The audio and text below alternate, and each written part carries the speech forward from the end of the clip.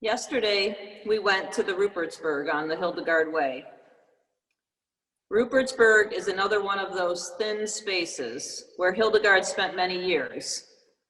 Finding these thin spaces along our path provide us with mystical moments. Thin spaces are everywhere. The Hildegard House is a thin space. I'm sure you have encountered your own thin spaces. I have an award-winning book here written by Joyce Ray, a fellow pilgrim on this Hildegard Way. You may have had an opportunity to speak with her in one of the breakout rooms.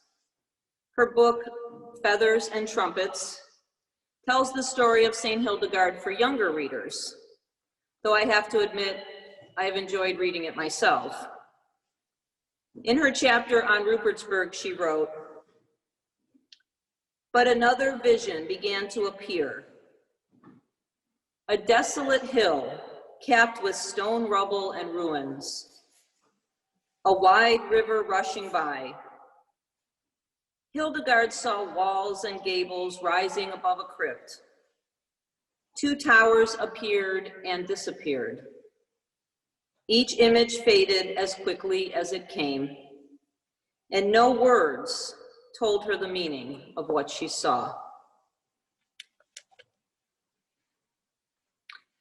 This is an image that I can relate to. Maybe you can as well. A vague vision appearing, though not yet fully manifest. As I mentioned yesterday, I have experienced a number of synchronicities related to the Hildegard House and Rupertsberg. The first being that the architecture of the Hildegard House very closely resembles what some have reconstructed that the chapel at Rupertsberg may have looked like. I was in the Museum am Strand a few years ago and noticed the striking similarities. I have here a picture. This image here is from the museum, from a banner that kind of depicting what the chapel at Rupertsberg looked like, and this one here is taken in the winter time. We do have some beautiful images of it in the summer with the sun shining, but the Hildegard House. And to scale, the architecture of the two buildings is very, very similar. There's another synchronicity that I've experienced attached to the Rupertsberg. Several years ago, I was experiencing what the mystics call a dark night of the soul. Our paths are lined with these, and you probably have experienced it on your own journey. These moments in our life where we just simply cannot find the light. While trying to discern my path at the time, I came across a quote that said, "Your birthday is significant to your journey." So of course I started to search what happened historically on my birthday. The only thing that really stood out in relation to my path was that on my birthday in 1994, Pope John Paul II wrote his encyclical, Ordinatio Sacerdotalis, forbidding women from being ordained in the Roman Catholic tradition as priests. Ironically, here I stand as a priest, but that's another story. In Hildegard's Vita, there are 3 charters written by the bishops of Mainz, granting Hildegard permission and protection to function independently from the male monastery. 2 of them are dated May 22nd, 1158, which is significant because May 22nd is my birthday.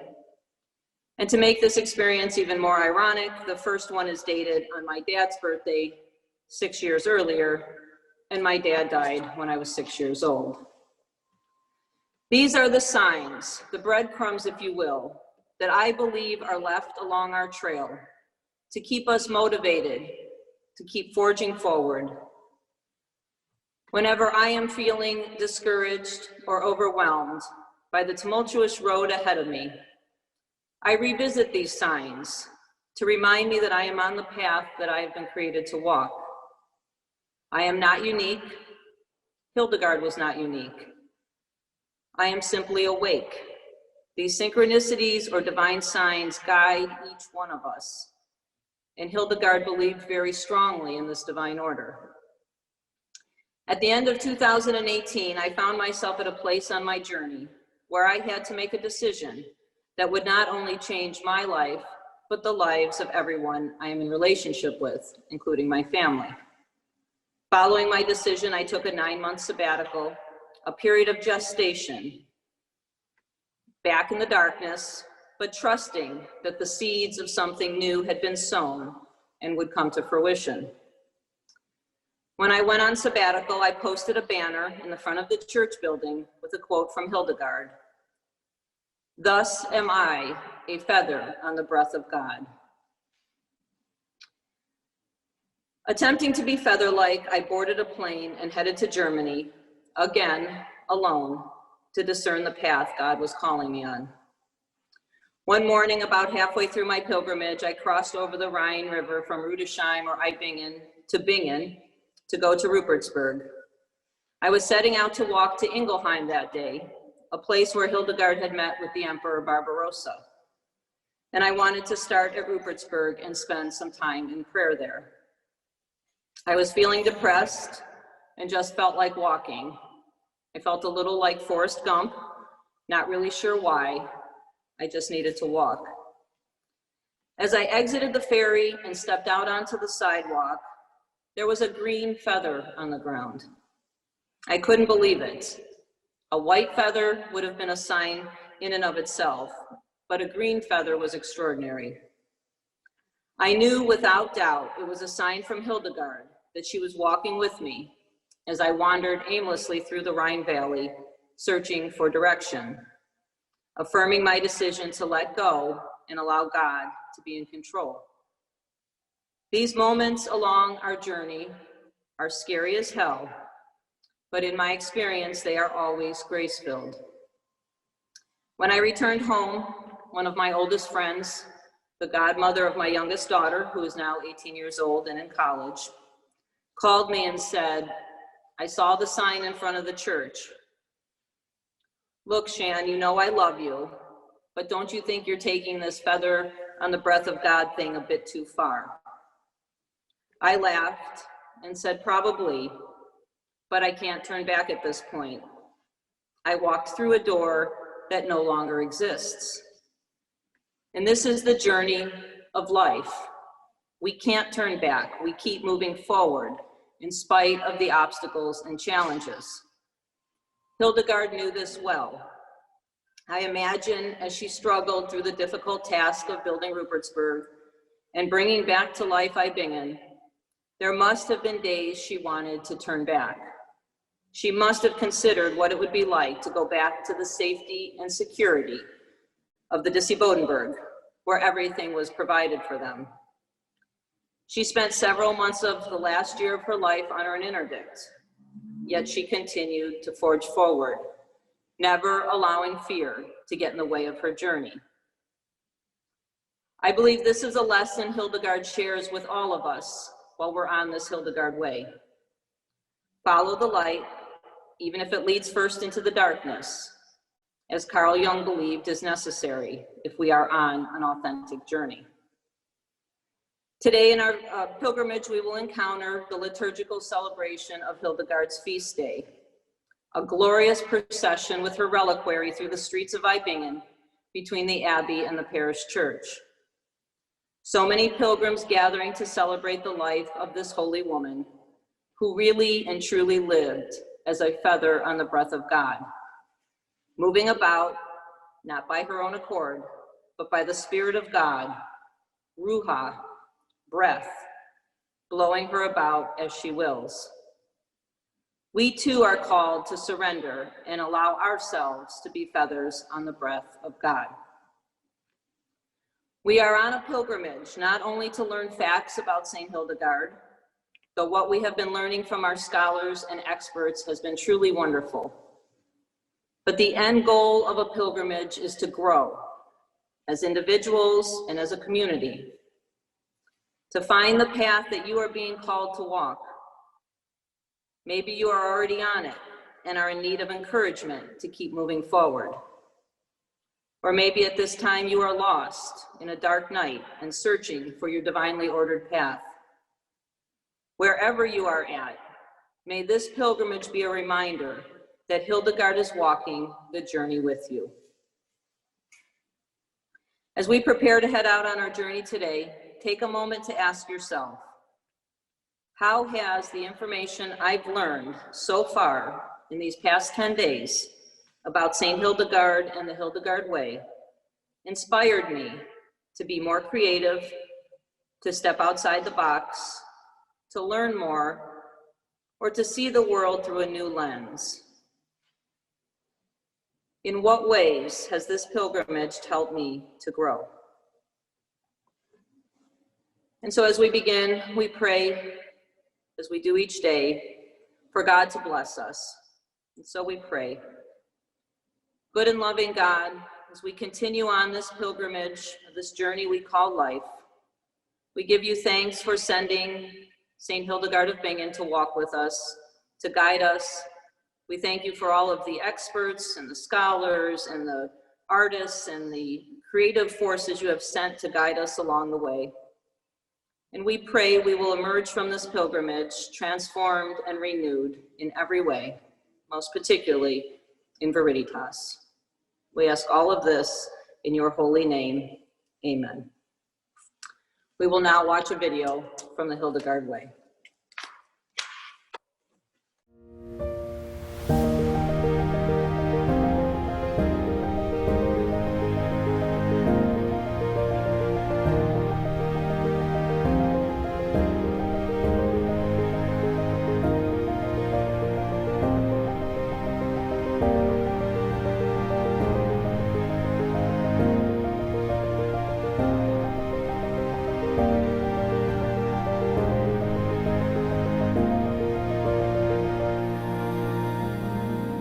Join us now on the old pilgrimage route at the last stage of the Hildegard Way and listen to the story of Hildegard pilgrimage, old and new.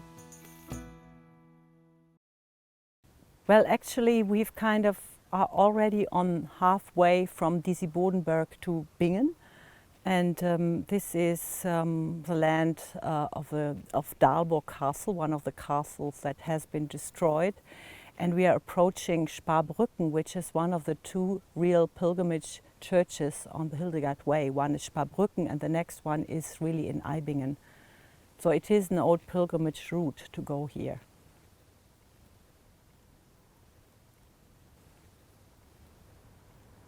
Have I already told you that Jutta never intended to enter a monastery at first? For after her mother had died, she had decided instead to leave the country and her father's house and for the sake of the Lord go on a pilgrimage to the Holy Land. As you all know, there are three major pilgrimages for the whole of Christianity.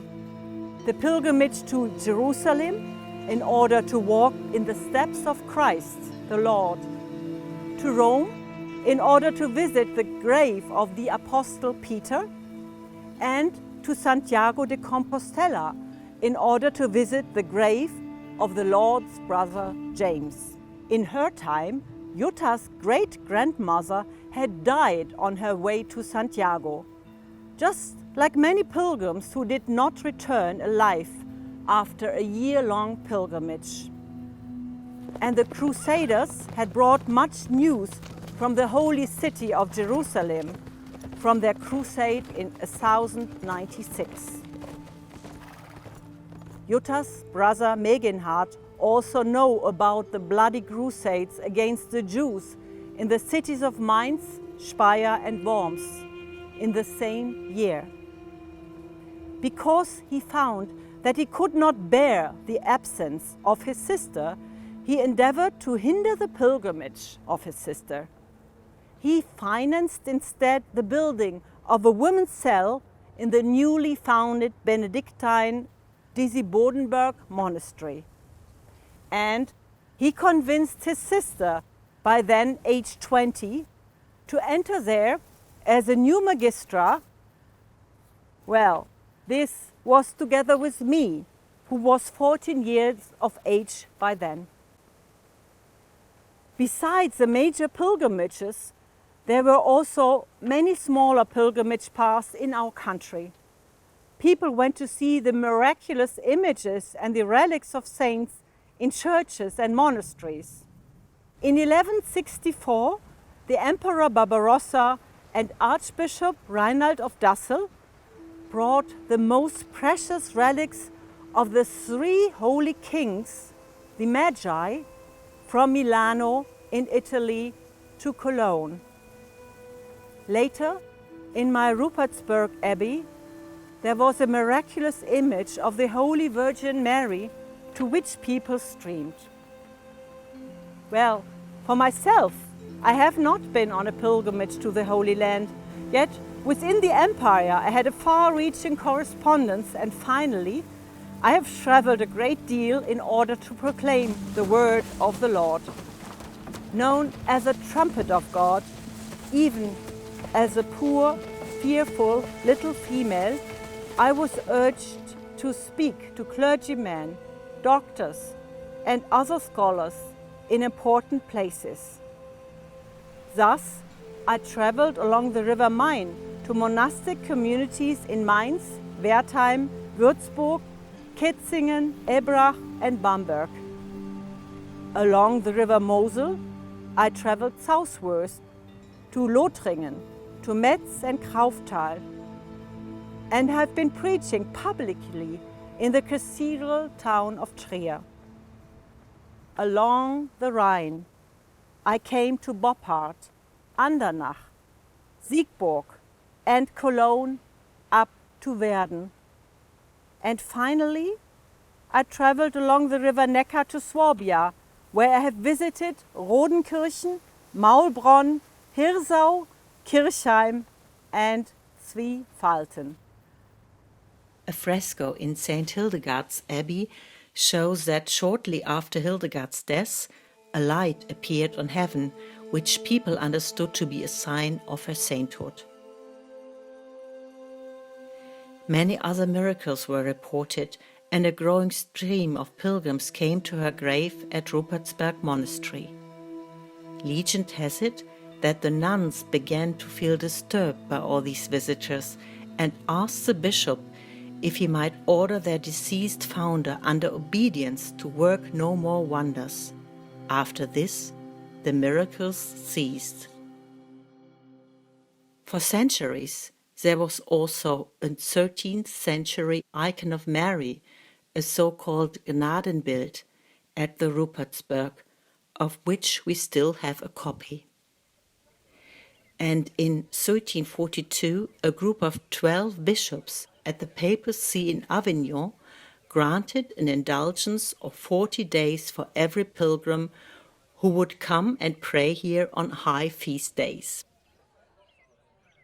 Even though there is still a relic of Hildegard's elbow in the Rupertsberg Hildegard Church, today the Hildegard Shrine at the Pilgrimage Church in Bingen, the Wallfahrtskirche, is the most important place for the veneration of the saint and the goal of the Hildegard pilgrimage.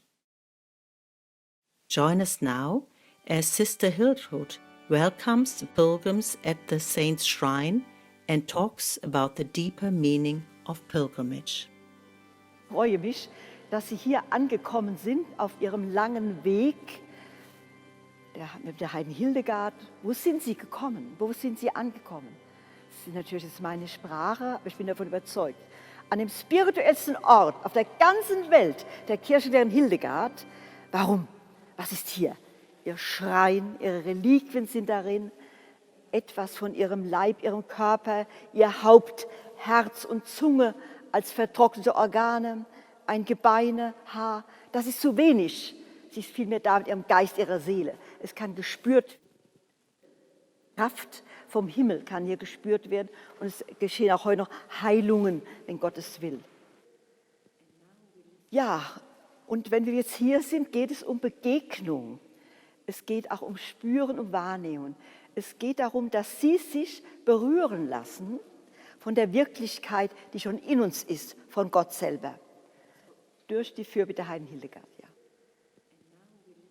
Sie sind eingeladen, hier besonders ihr Menschsein zu spüren, zu staunen, dass sie da sind.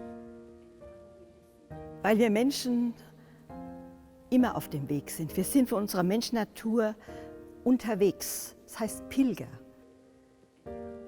Pilgern beinhaltet auch immer ein Ziel.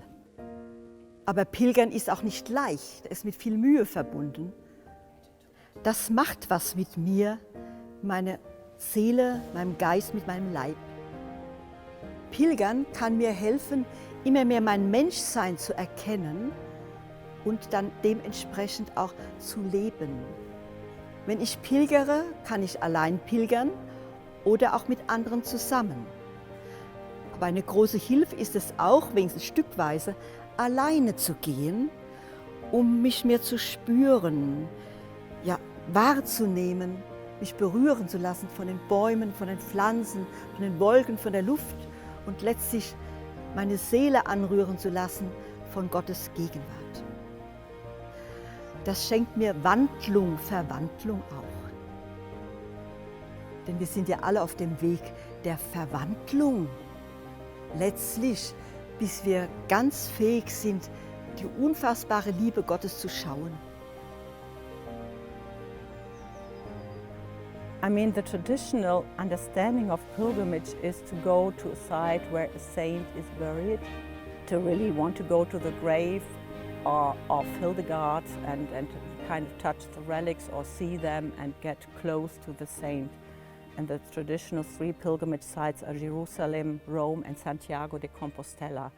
And also here you have the pilgrimage church in Bingen, you know, where the Hildegard shrine is. To go there, to touch the shrine to pray there, that would be traditional. But I think today we are in a different mindset. When I went to the Camino, for example, I met a young woman from Eastern Germany who had grown up as an atheist. And I asked her, why are you on that pilgrimage? And she just simply said, you know, I want to have time with myself. And I thought that's a good answer, because I think that through encountering ourselves, at the heart of it, I would say we are encountering God. It's like it's the same process. You cannot distinguish between self-experience and experience of God. That's even what great theologian Karl Rahner said. And that is what I have studied and what I'm convinced about, that our way to ourselves is in the same way a way to God. Specifically on the Hildegard Way, I think we get hopefully a lot of inspiration of what Hildegard thought that this way of God was like. There's a lot of impulses. Maybe sometimes you could say it's too much, but I hope that everyone would grab or pick up what they kind of see, what is suddenly strikes them is important to them. That's, yeah, I'm trusting Hildegard a bit. It is really amazing from which countries people come who are interested here. From America, from Canada, I had pilgrims here from Australia. We had pilgrims from South Korea, and also from Japan. We had a soprano singer who, in her singing of Hildegard songs, experienced healing. And out of pure thankfulness, she came here to sing at the Rupertsberg in Bingen, and she did a workshop with us. She taught us to sing Hildegard, a Japanese soprano singer.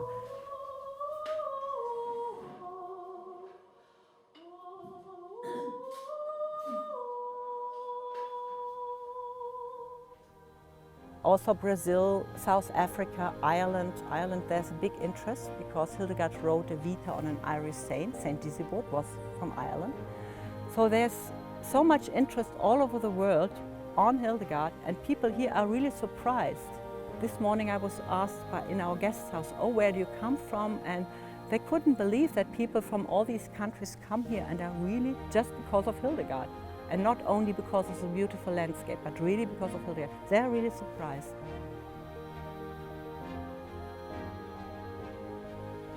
You are invited to find your own pilgrimage path from here.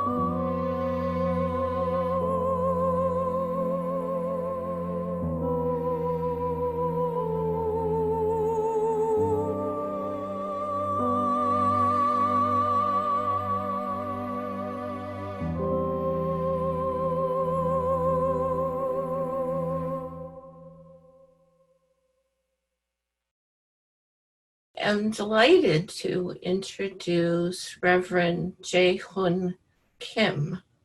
I met him when he was a student at Harvard Divinity School.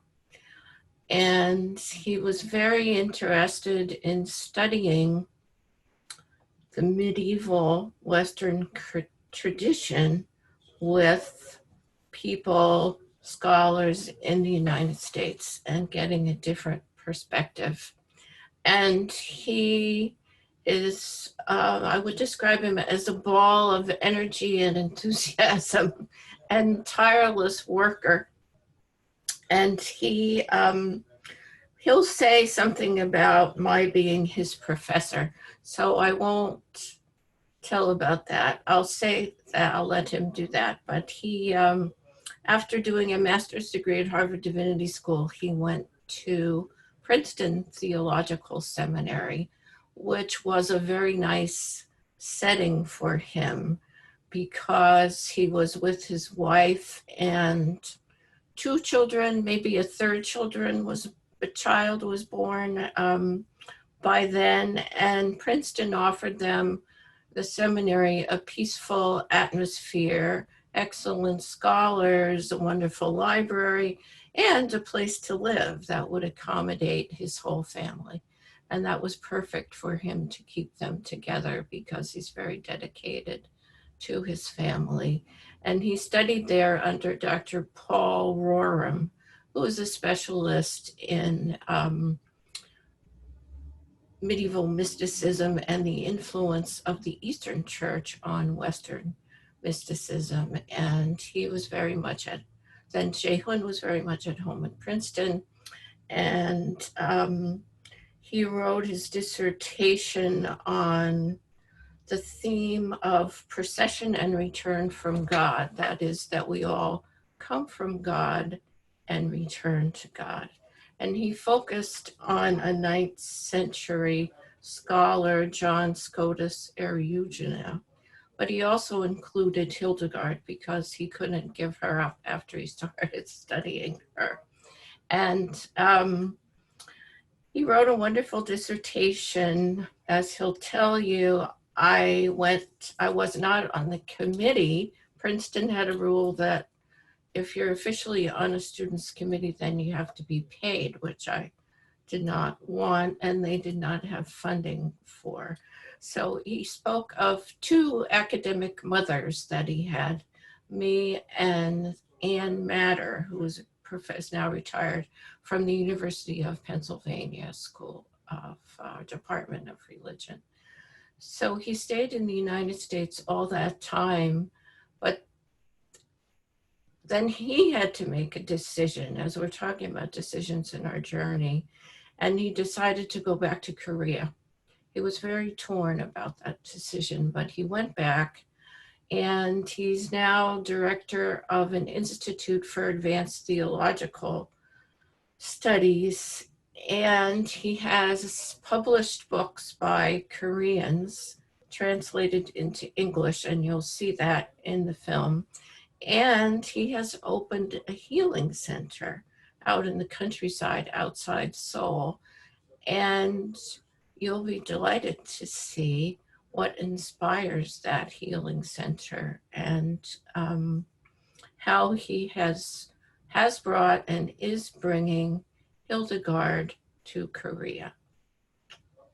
Hi everybody, this is Jae Hyun Kim from South Korea.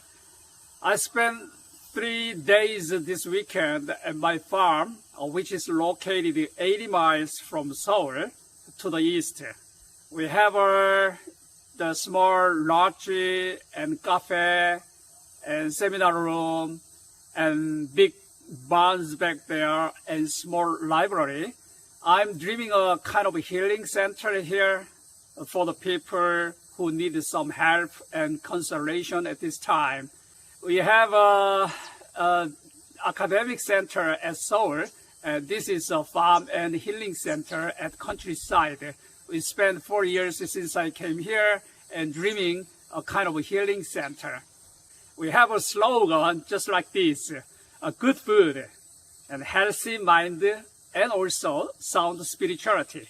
Are you familiar with this kind of slogan? I have a wonderful mother, as you imagine, of course. The Hildegard suggested 6 golden rules for healthy life. Number 1, healing forces from 4 basic elements: fire, air, water, earth.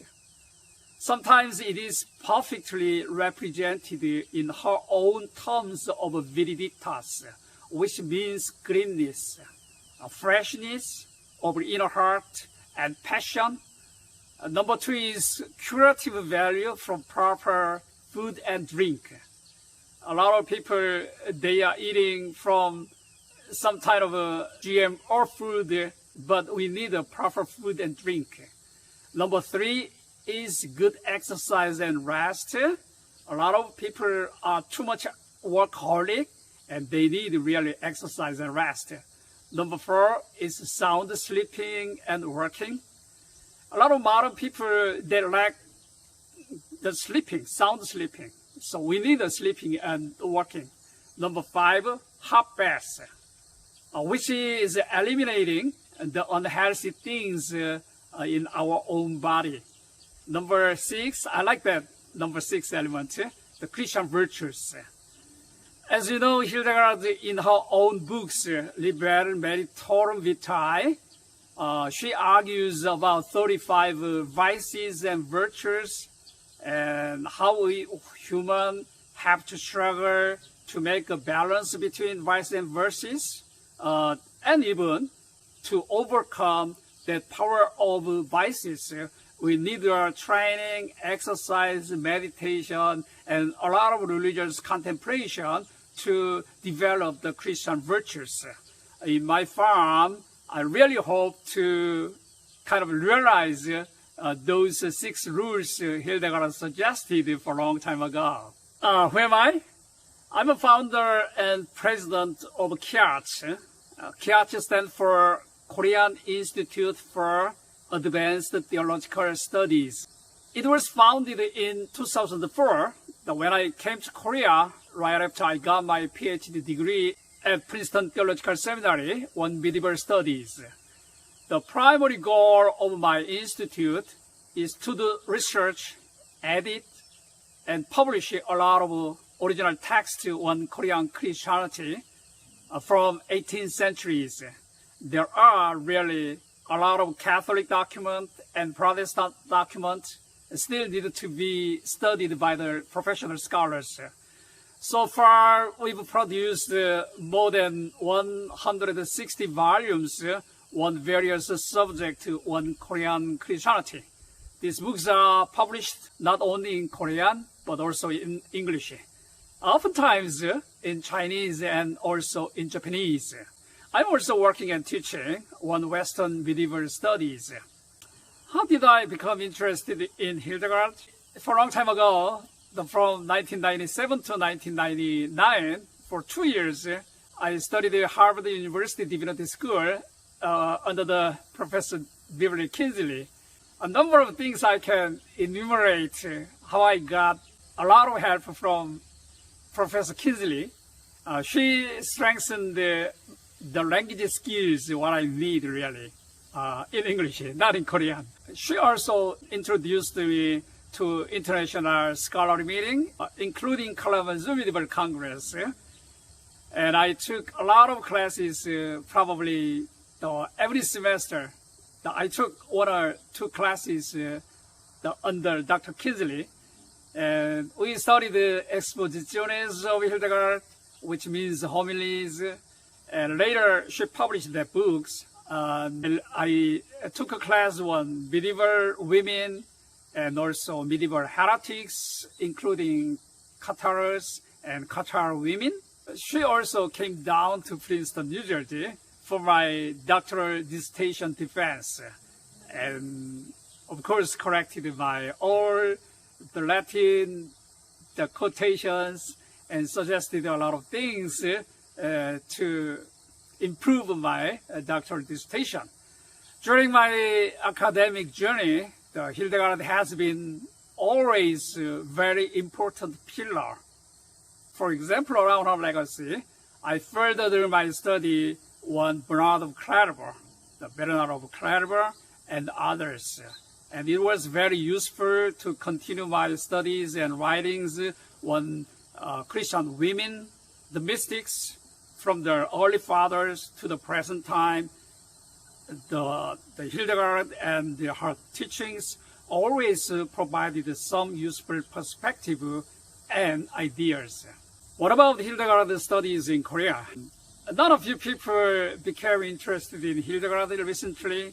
Not quite a lot, but more and more people, they are wondering how can we approach the Hildegard and her works more substantially, but not yet. Not much, a lot of scholarly work has been done so far, so we need that kind of works. Few books translated and introduced into Korean, and a lot of people, among many subjects of Hildegard, the stone therapy, the germ therapy, that's very interesting in Korea. And one book, one Hildegard stone therapy was translated into Korean a long time ago, and a lot of people really like that, germ therapy or stone therapy. Sometimes the Catholic Church in Korea, they introduced and they are teaching Hildegard as a saint, of course, and woman saint. And for example, the Mr. Jung Hong-gyu, he wrote a book on Hildegard, which was very short and introductory, published in 2004, quite a long time ago. But unfortunately, it was out of print at this time.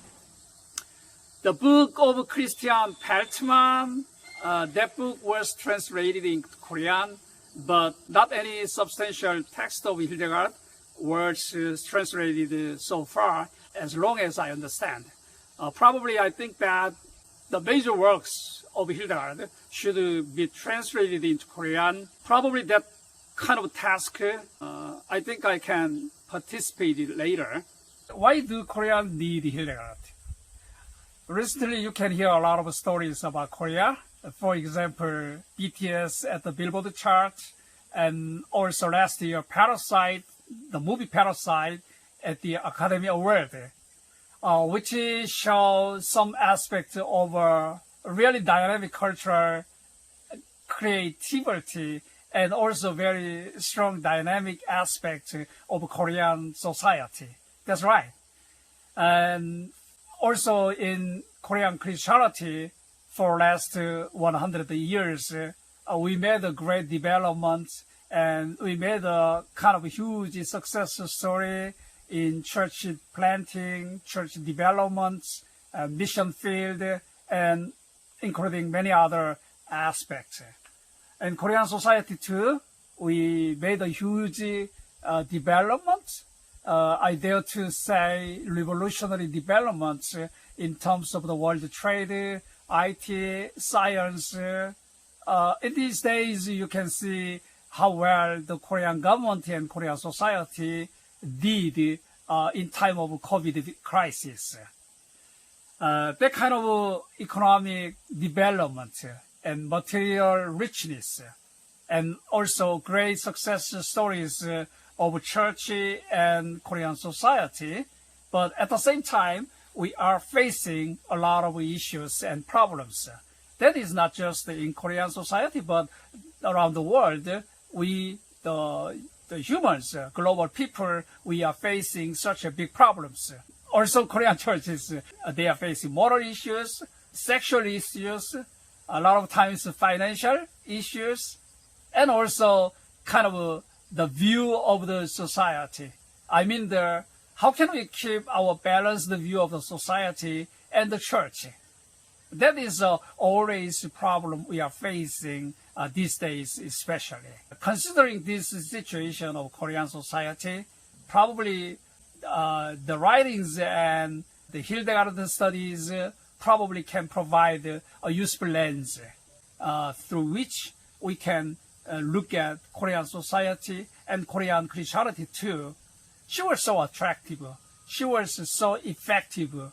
And how can we use those wisdom and those understanding those understanding of the world and the nature, how can utilize her theology, her thinking, her thought to re-establish the Korean society and also the Korean church.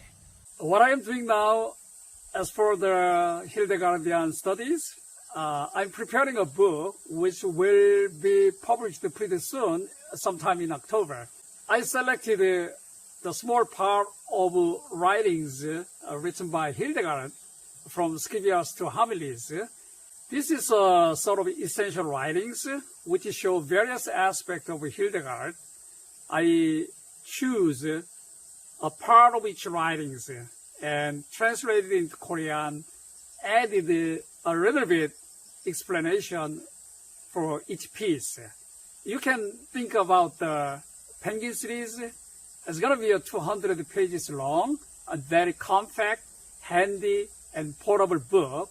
My goal is that just to provide some reliable text, original text, even translated into Korean for Korean leaders to go deeper level of studies of Hildegard. Generously, Professor Beverly Kinsley wrote a wonderful prologue for my book, and I'm so excited. These days I'm finishing second reading, and we're gonna do a little bit more work on that, to publish pretty soon. So I was trying to show the Korean readers who Hildegard was, and how deep was the theology. For example, her description of the cosmos. We know the macrocosmos, which means the big universe, to the microcosmos, which means the soul and nature of humanity. I mean the human nature. This kind of all aspect from cosmology and Christology, Symphonia, and Psalter, and homilies.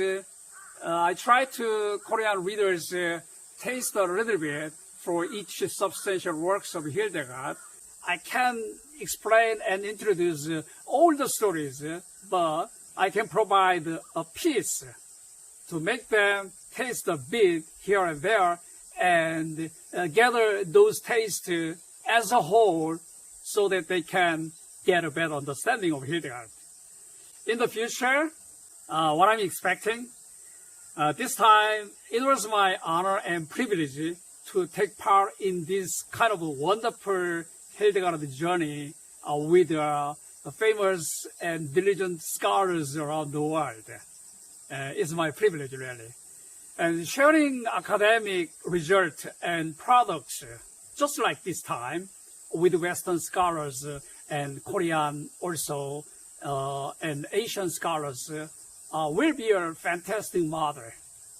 There are a lot of people who really want to know about Hildegard, and also other Western mystics, and the women mystics, and also women's spirituality. So we can co-op together for that goal. In Korea, we need more substantial works. The most substantial work of Hildegard needed to be introduced and also translated into Korean. There are a lot of people, as I told you, there are a lot of people who want to know really about Hildegard. What I need your cooperation, probably to bring your product and your work for the Korean readers and audience.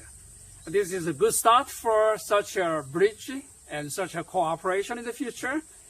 It was my privilege to share my story about Hildegard, and it was fortunate for me.